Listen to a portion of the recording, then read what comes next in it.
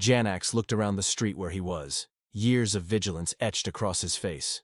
Most people walked with their eyes lowered, minding their own business. A mother and her small child passed on the opposite side. Then a construction worker, a businessman, and a steady stream of others. There were some light and short conversations, but no one paid much attention to the old lizard as he stood still, observing all the street around him. His destination was across the street. Lugkey's Zirish bar. He crossed the street, went in, and found a table in a dark corner. As he sat and ordered a drink, he reflected on how everything had been touched by the humans, even the drinking joints. The owner, a Ziri lizard like him, had embraced the changes, hence the name. They couldn't quite speak the human language, but they got close enough. Janax didn't care for the establishment, preferring a real Ziri bar, but this was where his client wanted to meet. So here he was.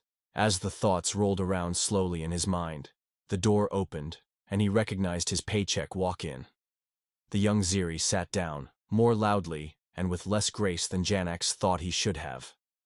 Another touch of the human. Iban was a youth of his race, and had even taken a human name, albeit misspelled. Janax didn't care. Iban had money. As he looked over his young employer, he thought to himself, "My father was right. You'd be surprised what you can stomach for money." Iban wasted little time, but immediately asked Janax what he had learned. Several cycles ago, Iban had approached Janax through the holonet. At the time, Terra, the human homeworld, had just reached out to the broader galaxy. Everyone was curious, but the galactic law stated that all new species must first be observed on their own planets or colonies. Too many times various races had put their best foot forward and presented false fronts. The ruling was unanimous amongst the elder species. Information had to be gathered, not exported. So, individuals had to volunteer to visit new worlds and species. They were outfitted with near-constant surveillance as they wandered around the new worlds, gathering intelligence, observing, and making relationships with the newcomers.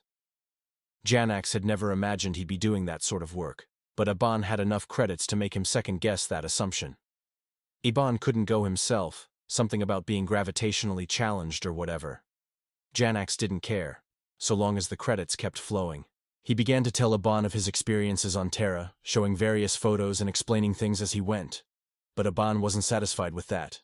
He stopped Janax and said, "Come on now. You must have seen some kind of action. Tell me about that." Janax paused. "What do you mean, action, Eben?" Now it was Eben's turn to pause. "You know, Terrans are supposed to be the toughest of the tough. I bet they're loud and energetic. They must have such a tumultuous culture. Tell me of that." Janax sighed. Memory of Terran culture didn't sit well with him. He explained to Eben all the variety of culture that Terra had. Unlike most species, it wasn't a monoculture. There here hundreds of different varieties, their warriors and their artists all different from one culture to another. Janax tried to explain that there wasn't a single trait that would define all of the Terrans, but Eben wasn't having it. He pondered for a moment, thinking about his time on Terra, and as he did, it struck him. "Okay, Eben," he hissed. "You want to know about the Terrans and what makes them the same amongst themselves, but different than the rest of us?" Eben's eyes lit up and he leaned forward. "Yes!" he exclaimed. Janax nodded and looked down at the last of his drink. He threw it back and began. "On Terra, there are noisy people everywhere. They have a city there that they say never sleeps. I'm sure it's because of the noise. I visited this city. Every culture of Terra was represented there. I figured it was a good place to gain as much knowledge of them as possible in a short time and in a small space. In this city, you can find every type of Terran. Some are frightening, with huge bodies, both some round and others, with muscles so big that it shows through their clothing." Eben couldn't help himself. "So those are the tough ones? I mean, of course, bigger is tougher." Janax shook his head. "No, they're strong or big, but a lot of them are all bluster. Not all, but most." Eben's eyes grew wider. Janax continued. He told of the builders, of the warriors, of the fathers and mothers, all strong in their own rights, but Eben began to deflate. "Come on. You said you were going to tell me what was different. We have all those things, and they're all similar." Janax nodded, and a dark smile crept over his lips. What I haven't told you about yet, my impatient young Ziri, are the quiet ones. Iban rolled his eyes. On Zirish, their homeworld, the quiet ones were the ones most interested in books and the arts. They preferred just to contemplate things. One of Iban's broodmates was like that. Their mother would often have to remind him to eat. Janax knew all this, and his smile deepened. No, Iban, their quiet ones are not like ours. I was walking in the city, and I saw a group of Terrans, loud ones, surround a young Terran and his mate. I had seen this before. They were robbing him. He complied, and gave them his money and anything else that seemed worth credits. He kept his eyes down at their hands the whole time. At the time, I assumed it was an act of submission, where the weaker one didn't look into the faces of the stronger. I was wrong. Eben looked quizzically at Janax but didn't say anything, allowing him to continue. I thought the interaction was over.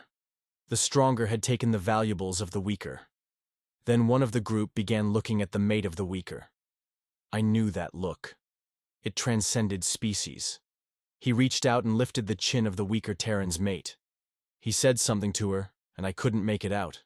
But how she quickly turned her head and shut her eyes gave me an idea. I looked over at the weaker male. He was frozen. Typical, I thought. Again, I was wrong. The group all gathered closer around the two as the one member reached out to the female again. The weaker Terran spoke.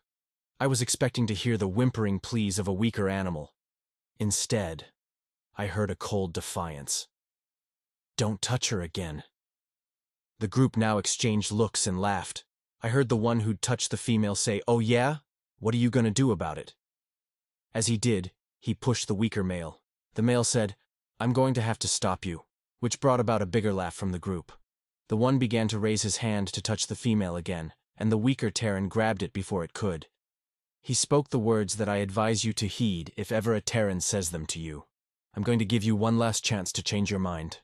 The female reached up to the shoulder of her mate and I heard her say, "Jason, please." At the time, I thought it was in fear. For the third time, I was wrong. The group member began to move, and the Terran named Jason countered. He lashed out at the group member, striking his face over and over. Jason knocked him down, leapt on him, and continued beating the other Terran. The rest of the group moved to join in, but Jason was ready. It was like he'd been anticipating this. He grabbed a handful of the dust that was all over the ground and threw it at the group. As they sputtered in the dust, he leapt on them, all of them. I've been in wars, battles, and countless fights in my cycles, Eben. But I have never seen a creature like Jason. You learn to watch the eyes of things in a fight. I looked into the eyes of the group and the eyes of Jason, and here's what I saw. The group was confused, disorganized, and once Jason attacked, they were afraid. Jason's back had been to me as I watched, but when he leapt on the group, I could see his eyes. I have never seen that look on the face of any other species in the whole of this galaxy. It wasn't bloodlust, it wasn't rage, it was cold, calculating, determination. The group found its feet and began to run. Jason stood his ground. He didn't utter rage or scream obscenities at the rest of the Terrans, he simply watched them flee. As they rounded the corner, they shouted something that sounded like, "Man, you crazy!" Jason walked over to his mate. He asked if she was okay, and then she did the same. They embraced briefly, and began walking in the direction they had begun in. I saw similar stories countless times as I traveled their world. All different reasons too. But it didn't matter the race, the culture, or the geography. So I tell you this, Iban. Beware the quiet Terrans. And if a quiet Terran ever says they'll give you one more chance to change your mind, Iban, you take it, do you hear me? By the tail of Z, you take it. If not, your life may be forfeit. Iban sat in stunned silence. He'd never heard of a species where the quiet ones were the most dangerous. Had it not been for the supporting videos and pictures that Janax had shown as he related these stories, Eben wouldn't have believed him. He slowly reached into his pocket and pulled out a card that he tapped to Janax's comms device. Janax thanked him for the payment and slowly walked out as Eben sat. A mute, wide-eyed statue,